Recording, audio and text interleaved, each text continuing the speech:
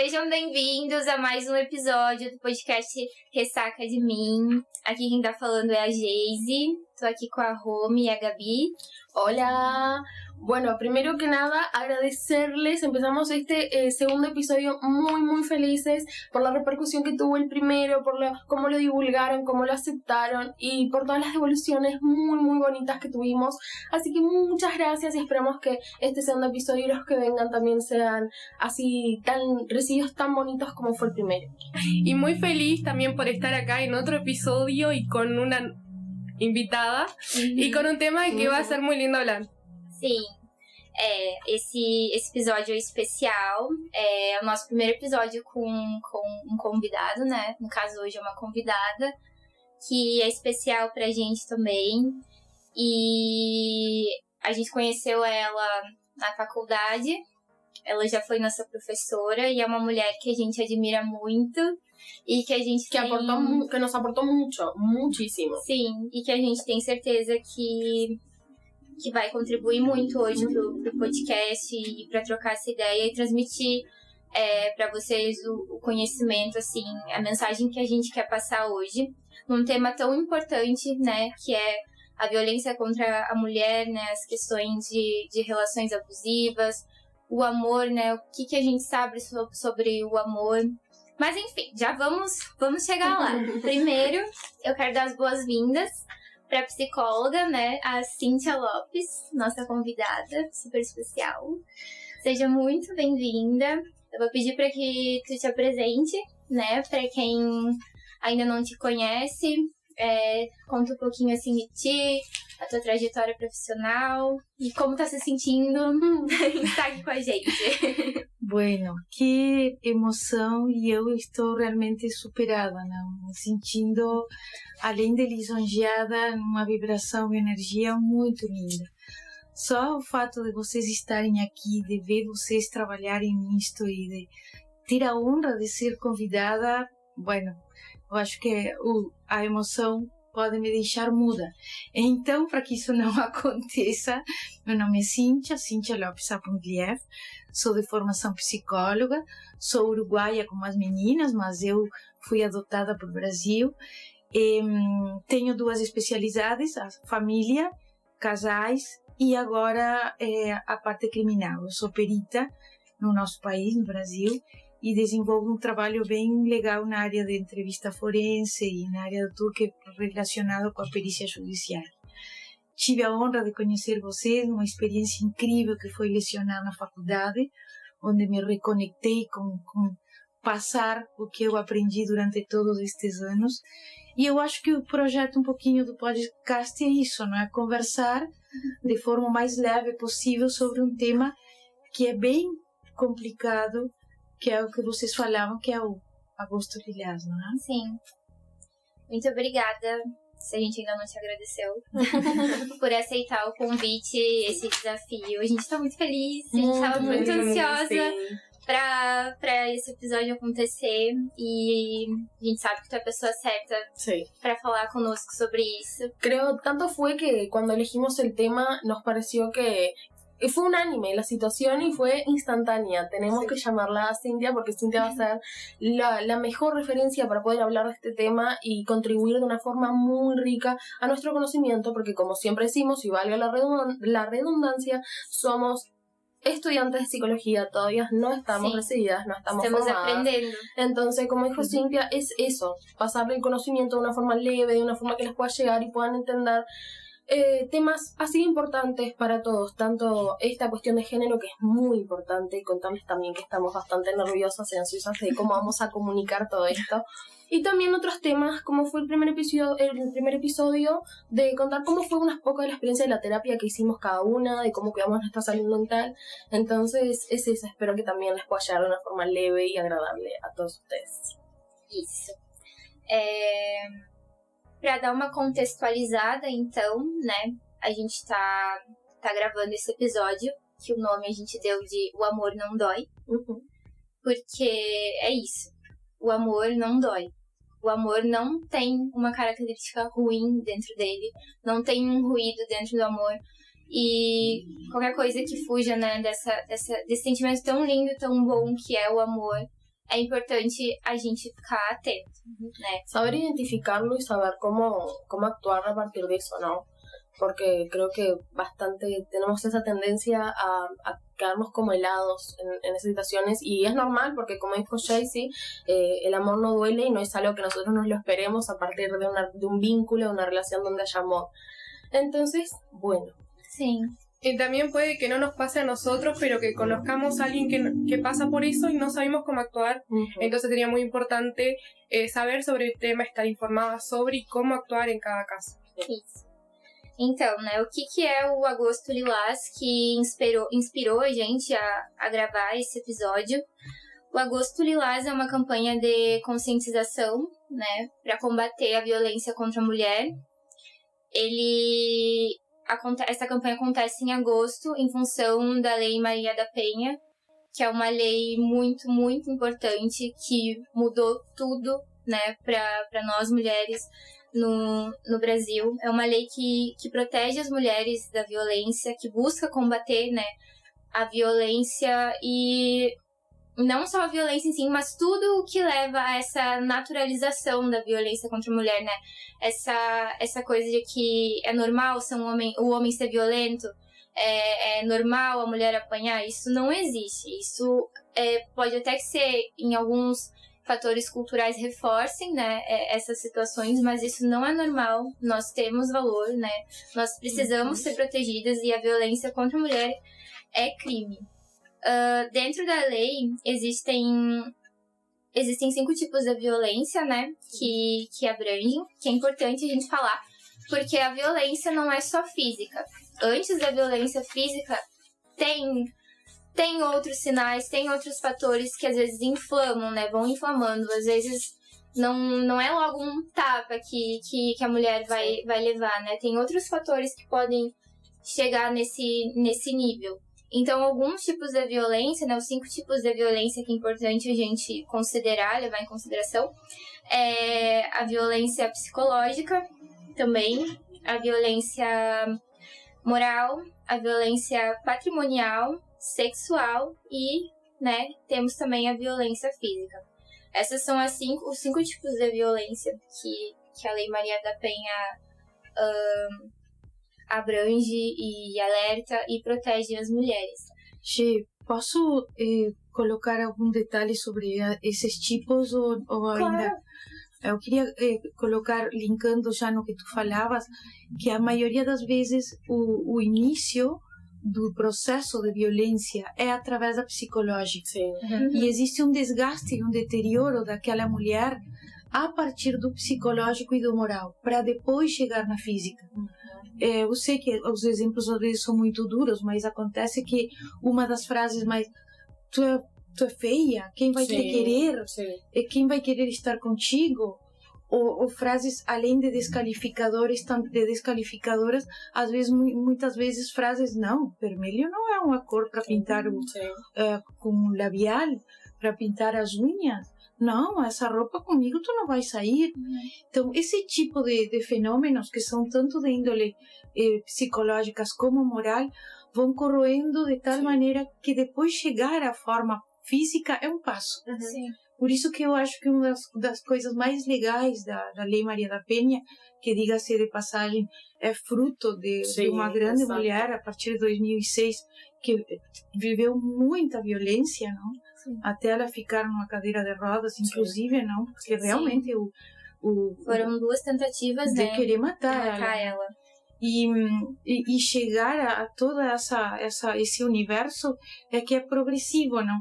E também isso faz que às vezes seja tão difícil de diagnosticar. E um dado também bem legal sobre isso é a questão da violência patrimonial. Que às vezes a gente olha, por exemplo, isto que tem acontecido no Tinder, homens que se aproximam a mulheres que têm um bom passar, que têm um ingresso econômico e que eles acabam vivendo a custas dessa mulher. Bueno, isso também, graças à Lei Maria da Penha, isso é penalizado hoje. Né? Creo que quería hacer ese paréntesis,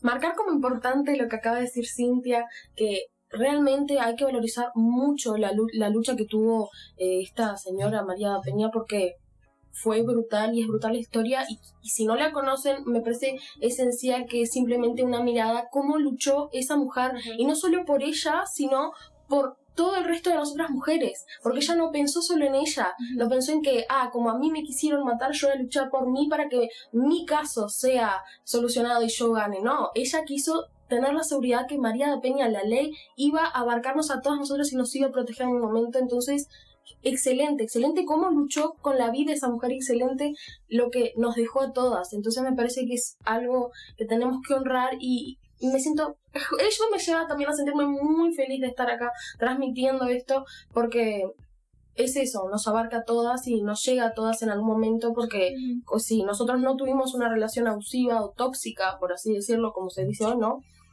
Sí conocemos a alguien. Y como decía Gaby, es importante saber reconocer los abusos, saber cómo poner límites, ¿no? Porque yo creo que a partir de los límites a partir de qué límites ponemos es cómo se va a desarrollar nuestra relación y si se llega a esa violência psicológica ou não.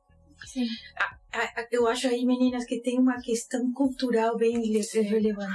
Vocês pertencem a uma geração onde isso está muito em evidência, mas as gerações para trás, das suas mames ou das suas abuelas, tinha comportamentos culturalmente aceitados. Sim. Que a mulher aceitava como natural e como normal. Se sentir menos em relação ao homem, acreditar que ela dependia desse homem, por isso a mulher não se separava, por isso a mulher era atraída e tinha uma espécie de achar que aquilo era perfeito, era normal. Existiam outras regras culturais. Sim. E, infelizmente, o posicionamento feminino foi muito desvalorizado anos para trás.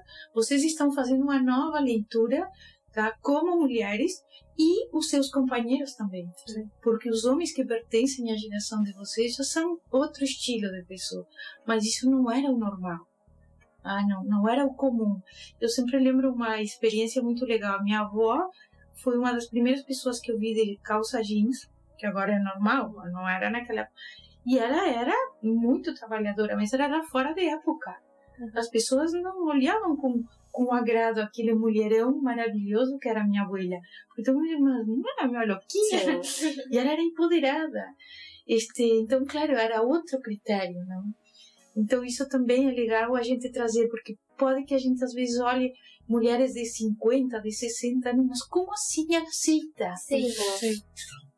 O cómo nos chocan muchas veces los pensamientos, ¿no? Porque a pesar de que eso, algunas cuestiones sociales fueron hace varios años atrás, me parece que todavía siguen teniendo esos resquicios en nuestra sociedad actual. Algunos comentarios machistas pasan muchas veces, algunas acciones machistas que, como decía Cintia, a veces vemos a nuestros abuelos, a nuestros tíos más grandes, teniendo actitudes o teniendo hablas medias que nos dejan como que opa. Que no agrada. Claro, pero está en eso, está en nuestra parte y tener ese entendimiento que todo viene culturalmente y además de eso, que está en nosotros saber explicar de una manera más agradable, porque pasa muchas veces, yo veo que pasa muchas veces y que con razón, ¿no? En el tema de esas hablas, a veces nos enojamos y con todo el derecho, pero me parece que acá como futuras psicólogas, ¿no? Me parece que estaría bueno entender de qué forma poder explicar que muchas veces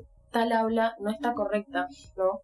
Tener esse juego de cintura en esa ocasión, claro. Sim.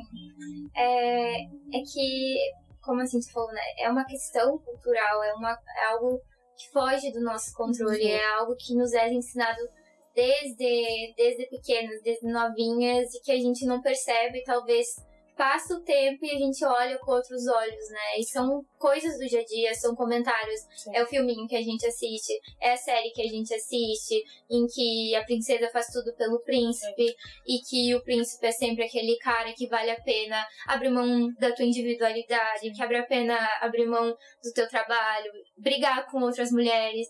Isso pode ser que assistindo quando criança seja a coisa mais normal do mundo, mas a gente não sabe os efeitos disso quando a gente cresce. O amor que a gente aprende quando criança, né? E até dentro de casa, a referência que a gente tem de amor vai refletir futuramente, vai refletir no que a gente vai aceitar ou não, nos limites, nos nossos limites que a gente vai respeitar ou não, né? E então eu entendo que esse amor, né, esse amor que a gente aprende quando pequenos, assim, que nos é passado, eu acho que é um dos fatores que mais pesam, né, depois, né, nessas relações, e por isso que muitas de nós vivem o que vivem e não conseguem sair, têm dificuldade, não entendem o seu valor, né, e muitas vezes são julgadas, né, porque acho que a coisa mais fácil que a sociedade tem pra fazer é julgar a mulher, né. Ah, apanha porque gosta. Sim. Por que não larga ele? É só sair. É só deixar. Se fuera tan grave como dice, não estaria com ele. Então esse tipo de comentário é muito fácil, né? De fazer, de falar. Mas é que não é tão simples. Tem muita coisa por trás. O mundo inteiro gira, né? Da mulher gira em torno de satisfazer o homem, de servir o homem, de suportar tudo por amor, esse amor romântico, né, em que tudo te desgasta.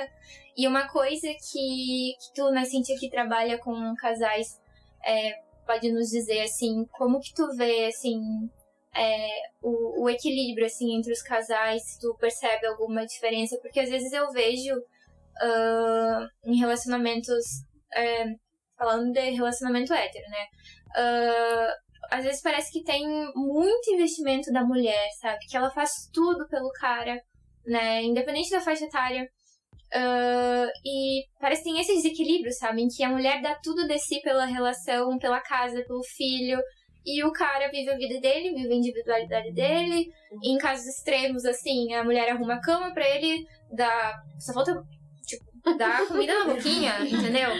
Ele tem toda a liberdade de viver a vida dele, fazer o que tiver que fazer, enquanto a mulher parece que só vive em torno disso e vai se apagando e vai se isolando, né, dos amigos, enfim, da família. Eu não sei como que tu enxerga isso, como tu tens contato com casais, assim, que tu vê dos casais hoje. Eu acho que uma questão e Romy e Gabriela, que é bem relevante, segue sendo a questão da faixa etária, não? Não é o mesmo comportamento das gerações novas de vocês, de 20 anos, 25, ou de 20 para baixo, que de 30 para cima. É diferente, não? O comportamento etiológico é distinto. Mas a base disso é uma coisa que tu colocaste, que é o modelo de amor. A gente chega no casamento ou em fazer casal com o modelo de amor que tivemos os nossos pais. Então, se o meu modelo é um modelo onde a minha mãe arrumava a cama, fazia o café, esperava com chinelo, enfim, toda aquela coisa que era muito mais de filho que de esposo, que de companheiro, a tendência é repetir esse esquema. Vocês são uma geração que se questiona muito e se está replanteando isso e diz, um pouquinho, vai por aqui. Então eu vejo uma construção dos casais novos muito legais. Tanto é que basicamente as consultas de casais são de idades maiores. Uhum. É raro que um casal de 25 consulte, os dois tenham 25, consulte. Existe outro companheirinho. Mas pessoas que têm, por exemplo, 40 anos, 45 anos, esses sim consultam. Porque muitas vezes acontece de muita renúncia de uma parte e empoderamento da outra. E o que acontece dentro do sistema do casal? E aí a gente vai trazer um conceito teórico. Para a psicologia, o casal deve manter a sua homeostase. Isso que significa que tem que existir um equilíbrio total. Eu dou, mas eu recebo na mesma quantidade que eu dou. Para o bem e para o mal. Então, se eu dei muita coisa legal, eu preciso receber a mesma quantidade. Porém, se eu não dei coisas legais, para que se mantenha o equilíbrio, eu preciso também receber coisas não tão legais. Isso faz parte da psicologia sistêmica. E vocês lembram da Melanie Klein, quando eu falava? Sim. Bueno, ela traz esse conceito de que quando a criança aprende brincando, o que ela vê nos pais. Então, o amor que essa criança, quando vira adulto, vai levar, vai ser aquele que ela observou. Desconstruir isso é toda uma caminhada. Nossa, Eu estava lendo sobre isso para trazer também. E Ana tem uma pergunta que eu achei muito interessante, que é quando você aprendeu a chamar o amor de amor?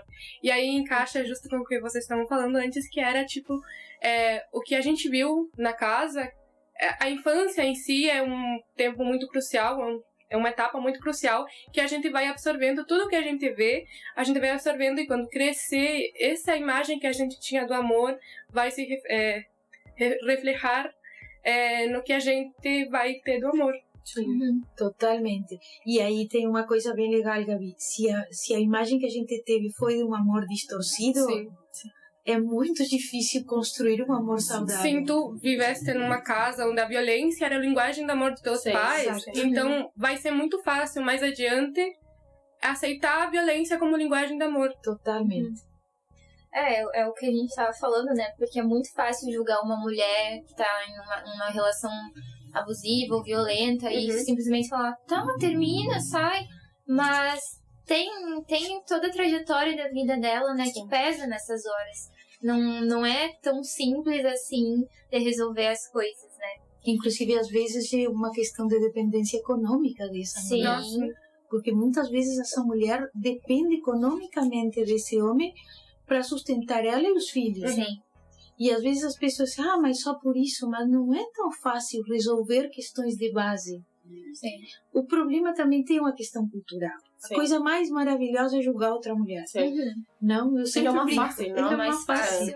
Eu sempre brinco, olha aquela como está. Por quê? Porque é linda e maravilhosa deusa e é a forma que eu tenho de resolver os meus conflitos. Criticar e julgar a outra. Mecanismo de defesa. Sim. É uma aula de psicologia isso. Yo tenía otra pregunta, que ya que estamos hablando sobre relaciones, sobre tu experiencia con terapia de pareja, ¿no? Cuando hablamos de una relación saludable, una relación positiva, una relación que le hace bien a los dos, ¿no? ¿Y qué señales ves vos de que una relación no es saludable? De que una relación es tóxica. ¿Cómo lo diagnosticas? Sí, tú, y cómo decís que todos nosotros, ¿no? Podemos empezar a identificarlo. Bien. Bueno, el primer paso, esta respuesta la doy en español, ¿está bien así? Tranquilo. Bueno, si hacemos bilingüe, ¿no? Claro. Bilingüe. Menos en No hay inglés. regras. Bueno, Sí, exacto. Bueno, el primer síntoma relevante es lo que hablamos sobre la homeostasis, ¿no? Tiene que ser una cosa de ida y de venida. La relación de pareja es, dentro de la psicología sistémica, la única que tiene que ser equilibrada. Yo tengo que sentir que lo que yo doy, recibo. Si eso no está dentro de mí bien bonito, vos no vas a nada. En forma práctica, lo que son 12 vectores, indicadores bien sanos, es la sexualidad y el diálogo. Sí. Una pareja tiene que tener una vida sexual muy sana. Tú me puedes preguntar, Cintia, ¿eso significa cantidad? No, eso significa calidad. La sexualidad se va reformando, se va reordenando en la medida en que vamos avanzando en edad y que vamos teniendo un vínculo más íntimo con aquella persona. Entonces no existe cantidad, sino calidad. Y lo otro es el diálogo, que a veces es lo más difícil, sobre todo para los varones. Porque así como decía Ye hoy, existe el librito de cuentos que nos dice, él va a venir el príncipe y te va a salvar, y la princesa quedaba esperando que cayera en paracaídas el príncipe. También existía para el varón, tú no llorás, los hombres no lloran. Entonces los hombres crecieron en un contexto de que no se expresan, no sienten, por lo tanto no dialogan. Entonces, tal cual. Tanto una vida sexual sana como un buen diálogo son el sostén de una buena relación de pareja. Le puedo decir que el 99% de las personas que consultan acá, cuando vienen con pareja, el tema es ese. Este 1% porque a veces tiene que ver con propias características individuales, de que es muy común, más de lo que nos imaginamos, que las personas crecen identificándose muchas veces porque la familia le dice, no, te tiene que gustar las nenas, y resulta que una de las partes de la pareja un día descubre que no. Bueno, entonces eso también sucede, que es el caso de que no se aplica a la sexualidad o al diálogo, aunque es evidente en esos dos lugares porque es donde empieza a haber dificuldades. Na verdade, essa cultura patriarcal não é só nós mulheres que saímos perdendo, né? Claro que nós somos a grande vítima, assim, mas a questão do machismo também para os homens é muito ruim. Porque eles perdem esse lado humano, né? Que nem a Cintia estava falando. O homem não pode chorar, o homem tem que ser sempre a razão, ele não conversa, ele só manda. Mas e esse homem, esse ser humano, atrás de toda essa carcaça, né? As emoções dele são importantes também. Conversar, né, com a parceira. Como é que vai se entender com a pessoa que tu ama se tu não conversa, se tu não explica o que tá sentindo? E não é exercitado, né, pra eles. E aí que começa, né, a questão da violência, de inflamar esse lado violento do homem, esse lado forte, de super-herói. E aí acontece o que a gente fala, né? Toda essa desigualdade, toda essa perda que a gente, como mulher, tem na sociedade. Igual hoje, contraditoriamente, o homem violento por trás é um homem inseguro. Tem um escritor uruguaio chamado Eduardo Galeano, eu recomendo a vocês, tanto As Venas Abiertas da América Latina como outros livros, e ele diz: o homem agressivo, o homem violento, é um homem que tem medo da mulher. E é absurdo, porque quando o homem dá assim, tu não vai sair, o que esconde por trás, assim, se tu colocar a mãozita? É porque ele tem medo que outro homem olhe a sua namorada. E o que ele se acha tão pouca coisa, não suficiente para ela. Então, por trás desse macho imbuído de toda essa vestimenta de violência, existe uma criança ferida. Eu não estou defendendo, vejam bem, mas eu estou fazendo uma interpretação, uma análise de o que tem por trás desses grandes homens, ¿no? Es una crianza ferida. Además, creo que a lo que es un niño lastimado trae consigo todo un bagaje de inseguridad, ¿no? Cómo la inseguridad se expresa y cómo ese niño que no fue escuchado, que no supo aprender a mostrar sus sentimientos, a expresarlos, en el momento que es adulto, a mi ver, es más fácil no sabe identificar el sentimiento, entonces que es más fácil explotar. Como para todos si no tenemos un cierto control, ¿no? Entonces viene de una cadena que creo que cuando llegan a estos casos es porque, listo, la cadena está ahí, va, ¿no? Con esa mujer que se anima a salir y poder buscar su derecho. Rompe esa cadena con ese hombre y ese hombre en algún momento, supongo yo, si es la mujer correcta, justo, ¿no? Creo que puede buscar esa ayuda de saber identificar, tener ese control. Claramente no se extiende a todos los casos, pero ese control de saber identificar, aunque sean nuestras emociones, ¿no? Lo importante que es. Pero yo creo que un gran paso, chiquilinas, es esto que ustedes están haciendo. Porque vocês estão abrindo um espaço que as pessoas possam aceder ao autoconhecimento. E essa é a chave. Muitas vezes a pessoa sabe que alguma coisa não está legal, não está bem, mas ela não entende. Porque, na verdade, é o autoconhecimento que cura. Quando eu posso dizer, peraí um pouquinho, não tá legal isso para mim. Não tá certo, isso não tá fechando. O que está errado? Quando a gente começa a fazer esses questionamentos, é através deste tipo de coisas que vocês estão abrindo outra caminhada. Sim, eu acredito que esse é um dos caminhos para a gente como mulher despertar, assim, dentro de uma relação. A gente está falando, claro, focando muito em questão afetiva num casal, mas a gente sabe que relação abusiva pode ser familiar, né? Pode ser amizade. Mas acho que um dos caminhos pra gente se alertar, né, aos sinais de abuso, às coisas que não são tão saudáveis dentro dessas relações, é esse autoconhecimento. É começar a perceber o nosso valor, é começar a entender os nossos sentimentos, os nossos limites, porque enquanto a gente vive cega naquela coisa, né, que a gente tá falando, suportar tudo por amor, ele vai mudar por mim, eu vou conseguir melhorar ele, um dia as coisas vão ficar melhores. Enquanto isso for mais pesado do que, né, tiver mais peso do que o amor que tu sente por ti, o entendimento do teu valor, né, as coisas vão seguir sendo difíceis, né. Então acho que o autoconhecimento é realmente um dos caminhos mais importantes, assim. Acho que é o início do despertar, de entender, eu não consigo mais seguir com isso daqui. É que aí também, tu estás trazendo uma questão viés cultural, da nossa cultura e um entendimento uma cultura religiosa que é sempre mais importante o outro que eu. Porque não é bem olhado o egoísmo, então não, eu preciso salvar o outro, não? O amor faz com que eu acredite que ele vai mudar por mim. E na verdade não é assim. Eu preciso me salvar. E quando eu esteja bem, eu vou poder escolher uma pessoa bem para estar ao meu lado. Porque eu não vim salvar ninguém, menos um companheiro. Lo difícil que es entender eso para nosotras mujeres y creo que para varias personas que están en una relación, ¿no? Porque es una cuestión cultural religiosa. Fuimos criados en ese paradigma. Porque si vos no pensás así, qué egoísta. Sí. Qué egoísta, Romina. Primero tú, y sí, primero nosotros. Sí, y no está mal.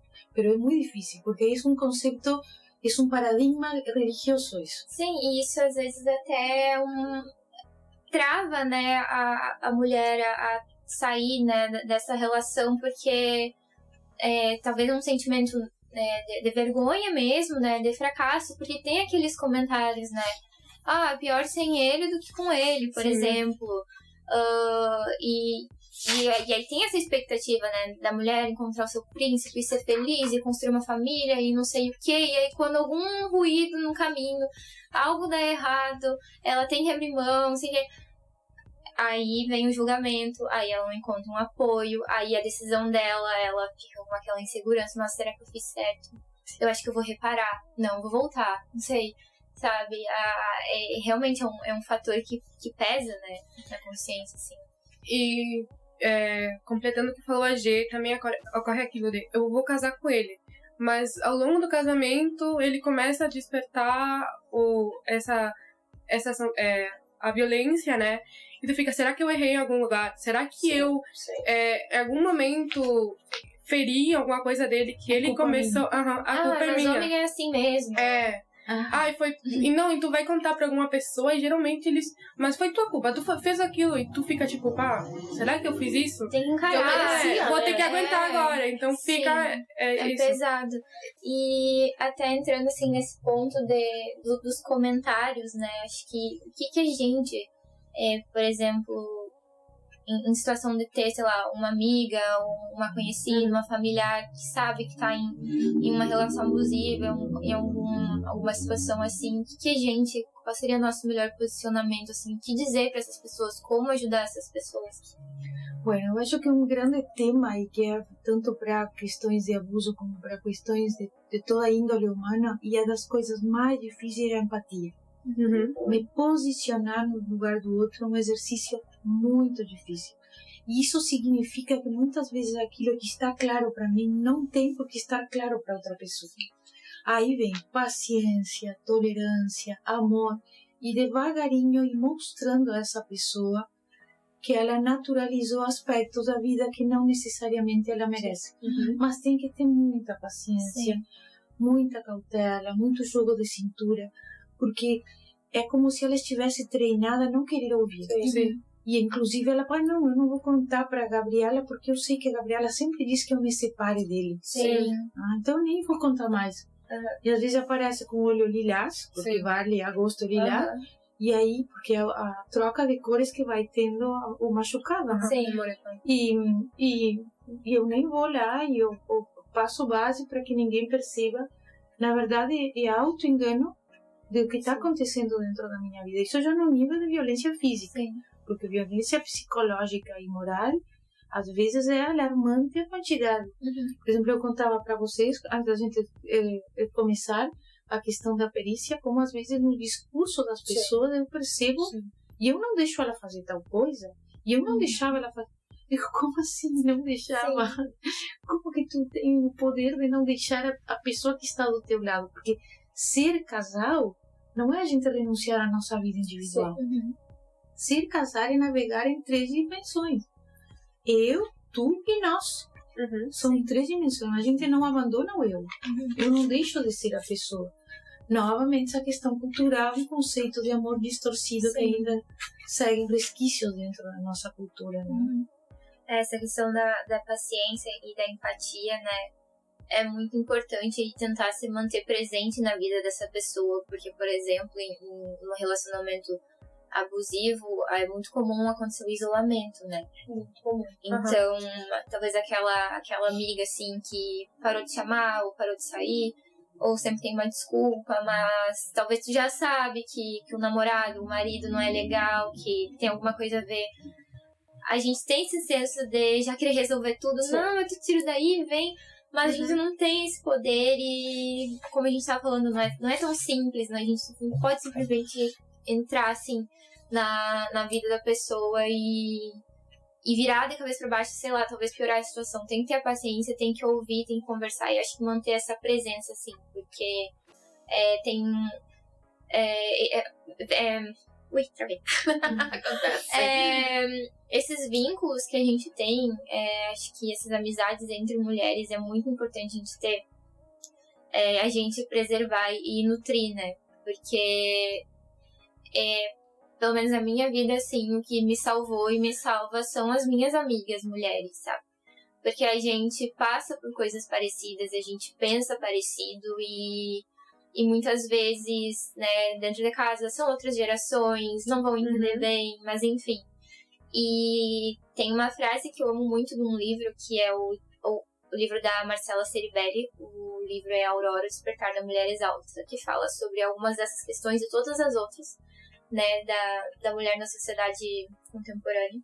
E ela fala sobre a importância, né, de nutrir essas relações entre as nossas amigas, porque às vezes quando as coisas apertam, quando o namorado deixa, ou o marido é um babaca, ou alguma coisa não dá certo, são essas mulheres que ficam do nosso lado, elas que permanecem ali. Então, que a gente possa ser essa mulher, amiga, né, essa amiga, né, nesses casos. Y no, traer conjuntamente eso, resaltar eso de la paciencia con la amiga, porque creo que, bueno, ya todos fuimos esa amiga que a veces se enoja, que como dijo Jaycee, con la otra amiga que me viene a hablar 10 veces de lo mismo y que su novio no estaba bien, que su novio le hizo eso, y mi amiga siempre vuelve, entonces yo me enojo porque mi amiga no hace lo que a mí me parece. Tener en cuenta que una relación tóxica, una relación abusiva va más allá. Capaz tu amiga tiene conciencia, tiene noción que no se lo merece, que quiere salir de ahí, pero muchas veces va lo económico, que aunque uno no crea, que aunque uno no lo tenga tan presente, muchas veces eso hace que la mujer no logre separarse. Y no es por interesera, porque lo necesito, pero muchas veces se crió eso, de que yo me confío en que mi marido, mi novio, está a cargo de todo, entonces en el momento que las cosas desandan y yo me quiero separar, no tengo cómo. Porque el dinero también tiene un valor simbólico. Si yo estoy tan autodesvalorizada, no siento capacidad ni que voy a poder proveer el dinero que necesito. Salir adelante sola. Porque el dinero también tiene un valor simbólico. Não é por interesse, era bem como tu decís. Pero eu acho que uma coisa bem legal que a gente falou e que eu iria resgatar é esse conceito de rede de apoio. A de ter sempre esse conceito de ter amigas, de ser unidas entre vocês. E a gente gastar mais energia nas coisas legais, não nas diferenças. Porque diferença sempre vai ter. Y puede pasar también de que, bueno, el compañero que es violento, lo que hace es alejarte de tu red de apoyo, como de amigos, de familia principalmente, que a veces necesitas contar con la familia o con amigas y no, y te pone contra, te pone 500 excusas diciendo que tus amigas no te pueden ayudar, que tus amigas o tu familia, ¿no? O no te juntes porque es mala junta, ¿no? Sí, no te juntes porque ella te influye a tener una actitud. Sí, y eso es un señal de que estás en un relacionamiento abusivo, cuando él te pone en contra de todo tu red de apoyo que tenés, familias, amigos, compañeros, cualquier otra persona, y no te deja hablar con nadie. Y ahí, de hecho, es una herramienta manipuladora. Sí, es lo que iba a decir, ahí empieza la manipulación y todo, ¿no? Não só a rede, mas tudo sobre ti tem algo de errado. Sim. Quem viveu sabe. Essa questão, né, da manipulação, essa violência psicológica, ela é silenciosa, né? A gente não escuta, sabe, no ouvido, mas aquilo fica, enfim. Daqui a pouco tu vê que a tua autoestima tá um lixo, que tu não vê la mais dependencia emocional está inmensa, sí, porque no olvidarnos de la dependencia emocional. Totalmente. Sim, e aí tu não vê valor em si. E aí o cara critica a tua família, critica os teus amigos, critica o teu trabalho, os teus estudos, a tua roupa, o teu cabelo. Tu valor. É full hater, Sim, sabe? sim. E aí, cara, tu decide. Sim, É sim. que às vezes começa em para que tu vai trabalhar se tu é tão maravilhosa no início? Sim. Tu vai ganhar 2.000 pilhas? Não, deixa.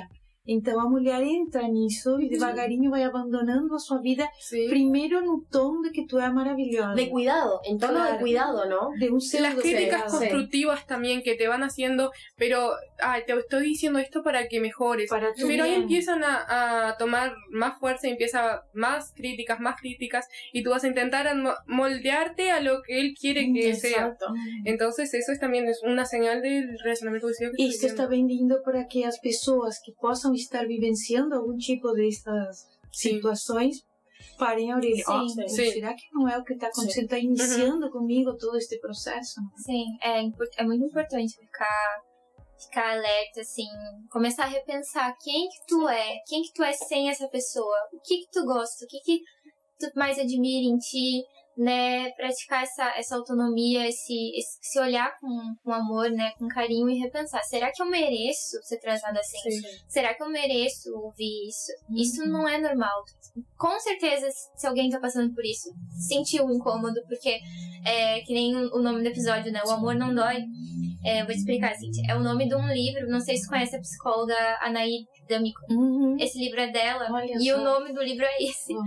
E foi inspirado nesse livro, e o livro trata sobre essas questões, assim, de relação abusiva também, e ela fala que quando a gente tem um incômodo, quando algo passa do nosso limite, a gente sente. O nosso coração é como um radarzinho. E eu já falei isso no primeiro Sim. episódio, eu falo pra Sim. todo mundo. Mas é isso. Se incomodou teu coração, se tu não tá te sentindo em paz, se não tá muito legal, é bom prestar atenção, porque é um sinal que é bom ficar em alerta, assim. Y pensar, né? Refletir. Replantear también el concepto de qué concepto tenés de amor, ¿no? Sí. ¿Cuál es tu visión de amor? ¿Qué es lo que esperás tú de una relación? Y ojo, no es querer demasiado, no es tener bien claro qué es lo que merecemos y qué es lo que esperamos del otro. Y que como Cintia decía hoy, que el diálogo es de las cosas más importantes de una relación, tener en cuenta eso, de donde no hay diálogo, opa, ¿qué pasa que no hay diálogo? ¿Cómo no tenés diálogo con tu vínculo afectivo, que para uno siempre el amorcito de uno es alguien que tiene un gran poder sobre uno? Entonces, me parece que hay que empezar a poner en práctica eso. De cuando arranco a conocer a una persona, arranco una relación, dejar claro qué cosas quiero yo, qué cosas espero yo de ti, porque también ten en cuenta que el otro no es adivino, entonces, ¿cómo, no? Entonces, eso, tener el concepto, ¿qué concepto tengo yo de amor? Y para empezar a practicar ese diálogo, dejar las cosas claras, cómo las veo yo, cómo las ve el otro, y cómo podemos hacer para que las cosas vayan juntas.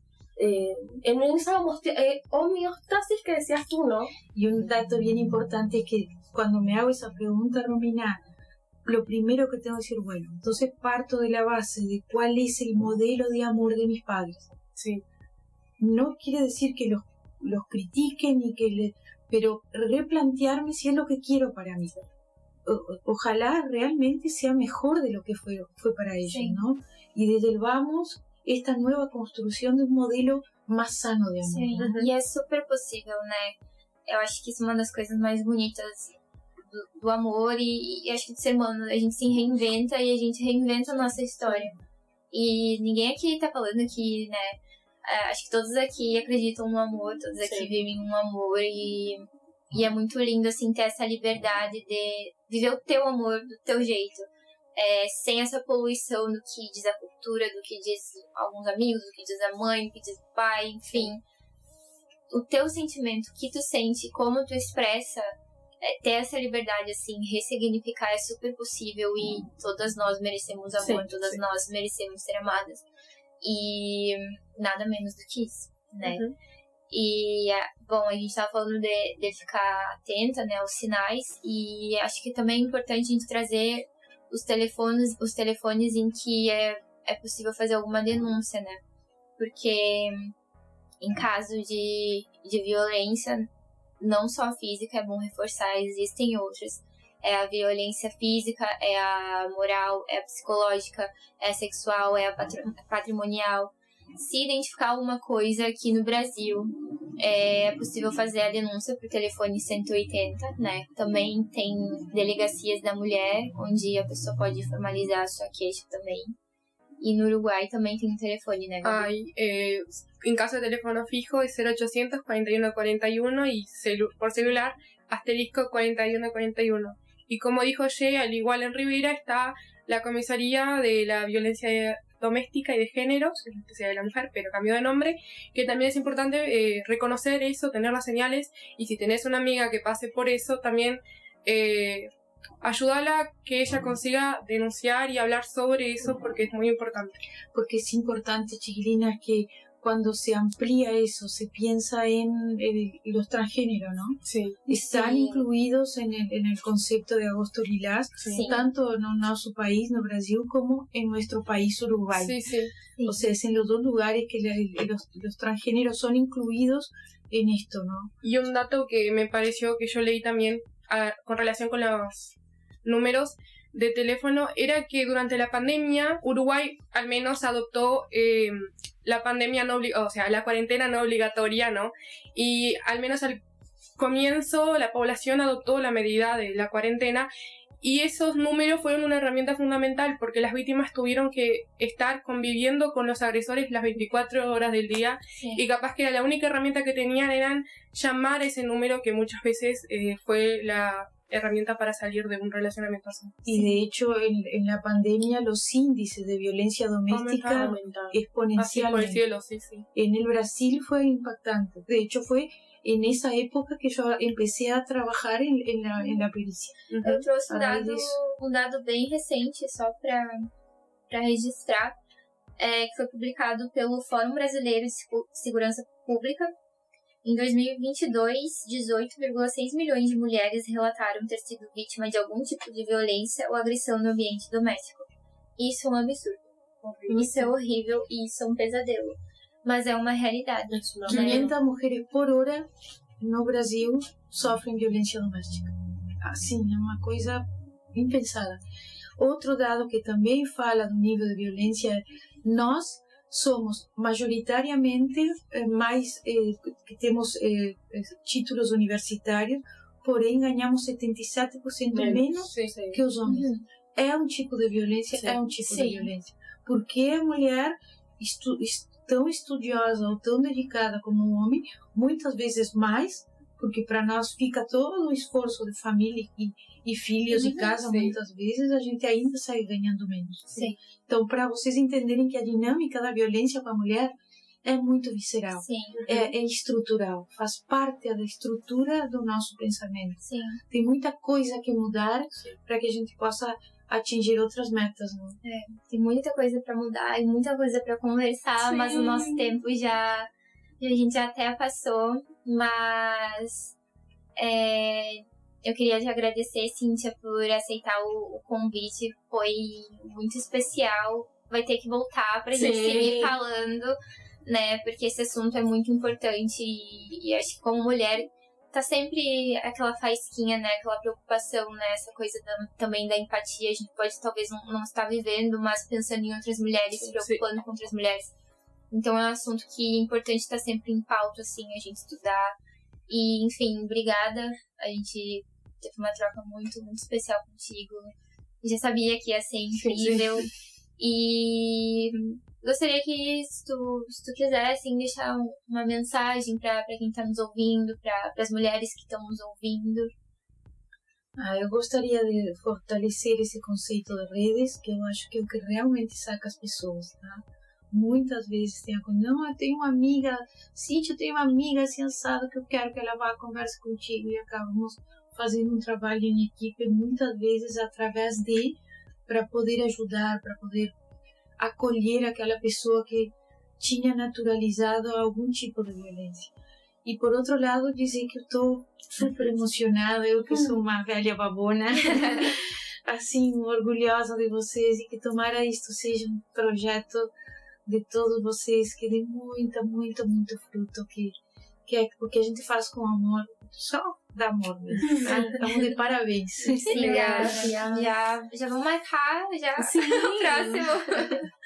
Meninas, Romina e Gabi, obrigada por mais um episódio, pela parceria de sempre. Agradecerles, Ulises, por el proyecto. Siempre lo hablamos, siempre lo agradecemos. Creo que no hay personas más felices que nosotros haciendo este proyecto, participando, creándolo. Y agradecerle a Cintia, que fue sin dudas más de lo que nosotros pensamos. Fue una charla leve, conseguimos hacer que fue una charla leve, pero muy importante. Y bueno, agradecerles a las tres. Y agradecerles ya a las personas que nos van a estar escuchando y dejar resaltado eso. El amor no duele, creemos nuestro propio concepto de amor, sepamos qué es lo que nos gusta y seamos esa amiga, seamos esa mujer que nos gustaría que fueran con nosotros, caso fuéramos nosotros las víctimas. Y también, bueno, con todo lo que dijeron, estoy totalmente de acuerdo. Y felices también por lo que ustedes, los comentarios que ustedes hacen respecto al podcast. Nosotros estamos muy felices. No pensábamos que íbamos a tener tanta proporción como tuvo y tanta divulgación. Entonces estamos tan felices de conseguir traer temas que realmente importan y son necesarios que el resto de la población y de la gente que nos esté escuchando sepa, ¿no? Y que sepa identificar todo lo que hablamos. Isso. Muito obrigada, gente, por todo mundo que está nos acompanhando.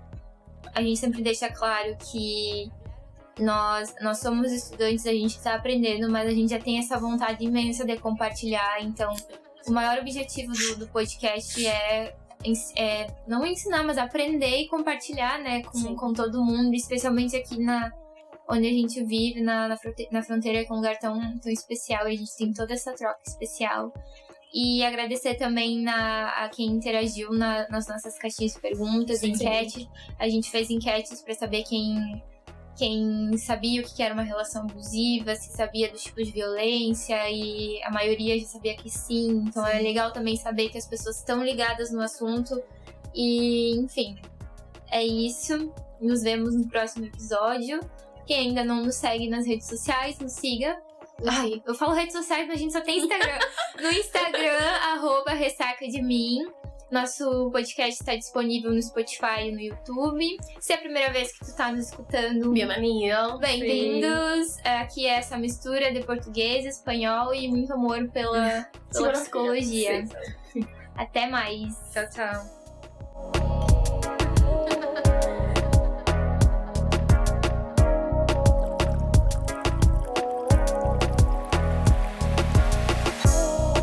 Esse foi o Ressaca de Mim.